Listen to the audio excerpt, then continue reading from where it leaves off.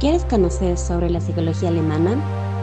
El grupo número 1 te da la bienvenida y te invita a conocer ciertas interrogantes sobre la psicología alemana y sus aportes hacia la psicología clínica.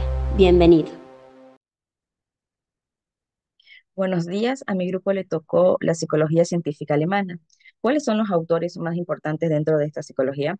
Pues si bien existieron varios autores que produjeron avances hacia lo científico de la psicología alemana, los que se pudieran considerar como los más importantes serían Wilhelm Wundt. Dentro de su contribución es que es el fundador de la psicología experimental. Estableció el primer laboratorio de psicología en Leipzig, marcando el comienzo de la psicología como una disciplina independiente. Su enfoque se centró en el estudio de la conciencia mediante la introspección controlada. Franz Brentano. Dentro de su contribución es que influenció la psicología fenomenológica y la psicología de la conciencia. Propuso que los actos mentales son siempre intencionales, es decir, que están dirigidos hacia algo. Su enfoque fue filosófico y fenomenológico, sentando las bases para la psicología existencial. Hermann Ebbinghaus. Como contribución es que es pionero en el estudio experimental de la memoria y el aprendizaje. Tiene una famosa frase que se llama curva de olvido. Con esta frase demostró cómo la información se pierde con el tiempo y su trabajo sobre la repetición y la retención fue fundamental en la psicología experimental. George Elias Müller. En su contribución, se puede decir que George fue otro psicólogo alemán destacado, especialmente conocido por sus investigaciones en la memoria y el aprendizaje, similares a las de Ebbinghaus, pero con un enfoque algo distinto. Pues se puede decir que su enfoque dentro de su enfoque, Müller se centró en el estudio de los procesos de la memoria, la interferencia y la asociación. Desarrolló el concepto de interferencia retroactiva, que describe cómo la información nueva puede dificultar el recuerdo de la información previamente aprendida. También realizó estudios sobre el efecto de la asociación en el aprendizaje y la memoria, usando métodos experimentales más sofisticados que los empleados por Ebbinghaus. La contribución a la psicología experimental en su trabajo es que ayudó a consolidar la psicología experimental como un campo independiente y realizó importantes experimentos sobre la ley de la interferencia y cómo los recuerdos de eventos previos podían ser bloqueados por nuevos recuerdos. ¿Qué ideas se plantearon en las escuelas de la psicología científica alemana?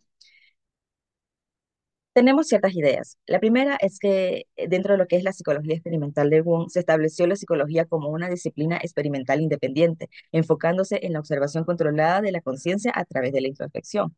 Dos, fenomenología de Brentano, centrada en la conciencia intencional y el estudio de los actos mentales dirigidos hacia objetos o ideas. Influenció la psicología fenomenológica y existencial.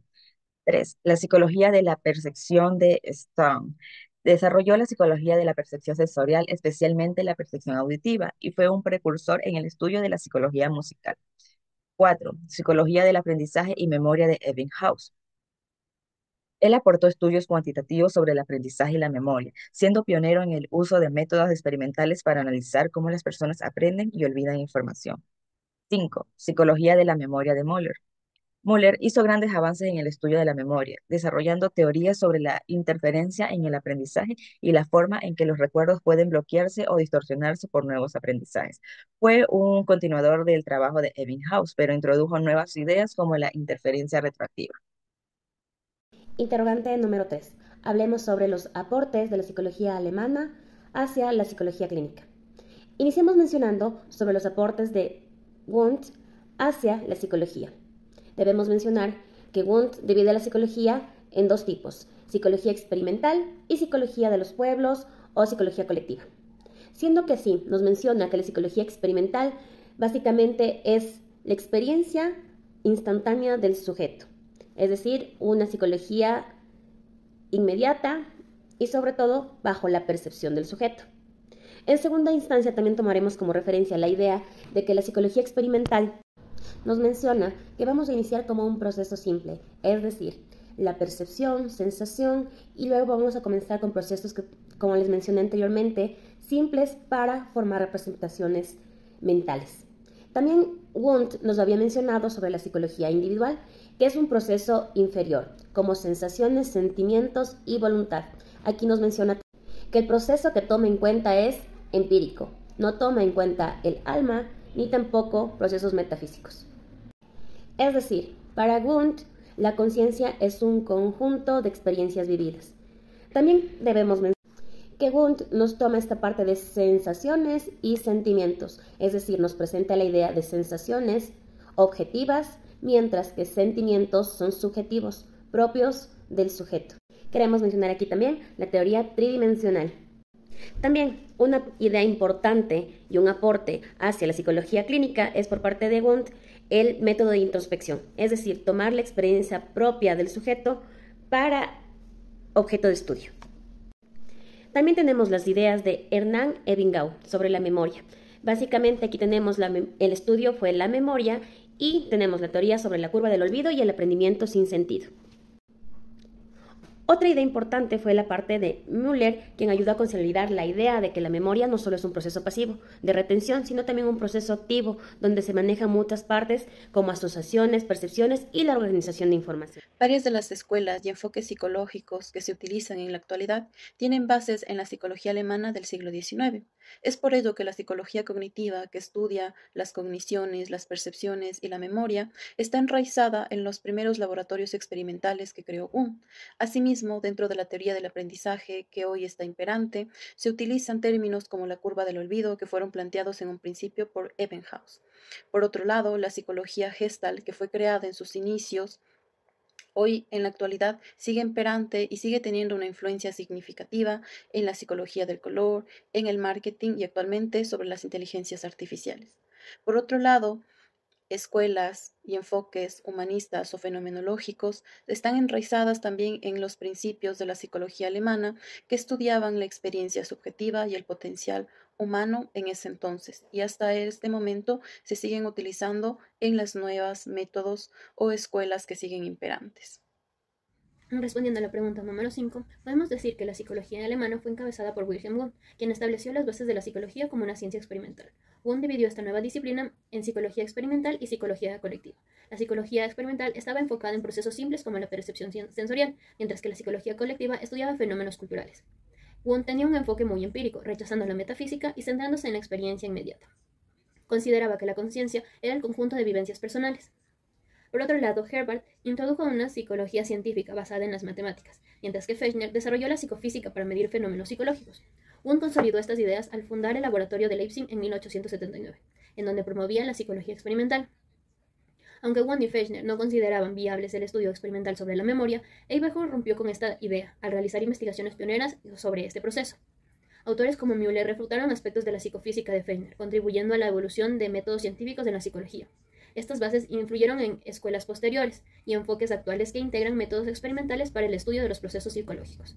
Los aportes de autores como Wundt, Eberhard y Fechner, entre otros, dieron forma a escuelas científicas originales y a su vez inspiraron a las diferentes corrientes modernas. Estas conexiones nos muestran cómo la psicología ha evolucionado al integrar las diferentes perspectivas experimentales, filosóficas y prácticas, consolidándose como una disciplina diversa y bastante dinámica. En conclusión, podemos decir que sí existe una relación entre los distintos autores, principalmente en el objetivo colectivo de hacer a la psicología una rama experimental. Pese a sus discrepancias, todos tenían este mismo punto. Con esa base, existe una relación con los diversos enfoques actuales, como el conductismo o la Gestalt.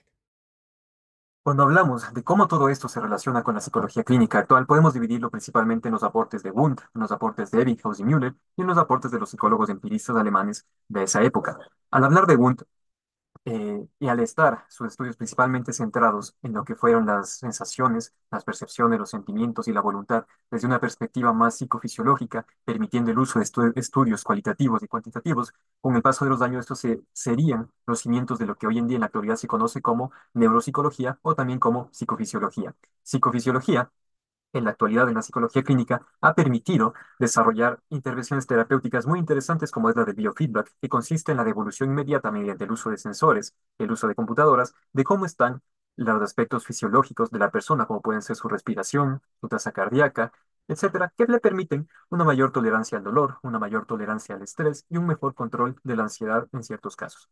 De igual manera, Wundt fue uno de los pioneros en adentrar sus estudios en lo que es el lenguaje, si bien lo hizo desde una eh, parte que podría ser considerada actualmente como psicología social, dicho acercamiento permitió que después de varios años importantes psicólogos demostraban y explicaran la importancia tanto del lenguaje como el énfasis que tiene la comunicación verbal como la no verbal en nuestras relaciones interpersonales. Y es que justamente este uso del lenguaje es el que nosotros, como psicólogos, nos da los cimientos para desarrollar las habilidades terapéuticas necesarias que debemos tener, como por ejemplo la comunicación efectiva, la persuasión, entre otras, para que nuestras intervenciones y los procesos con estos consultantes sean mucho más eficientes, mucho más rápidos y mucho más asequibles y entendibles para estos.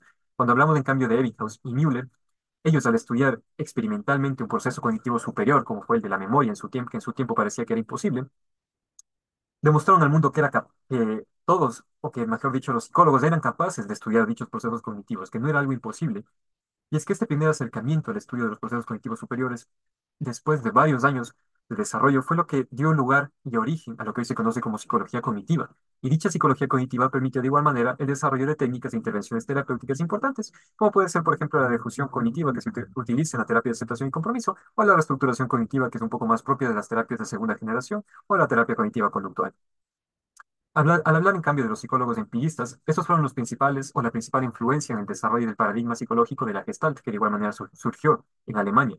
Paradigma psicológico que, por sus postulados y de la mano de Fritz Perls, desarrollaría su propia terapia psicológica que hasta el día de hoy se sigue usando, que es la terapia Gestalt, que usa una de las técnicas más usadas dentro de enfoques humanistas, como es la técnica de la silla vacía, que entre otras cosas se usa para resolver asuntos inconclusos o para regulación emocional.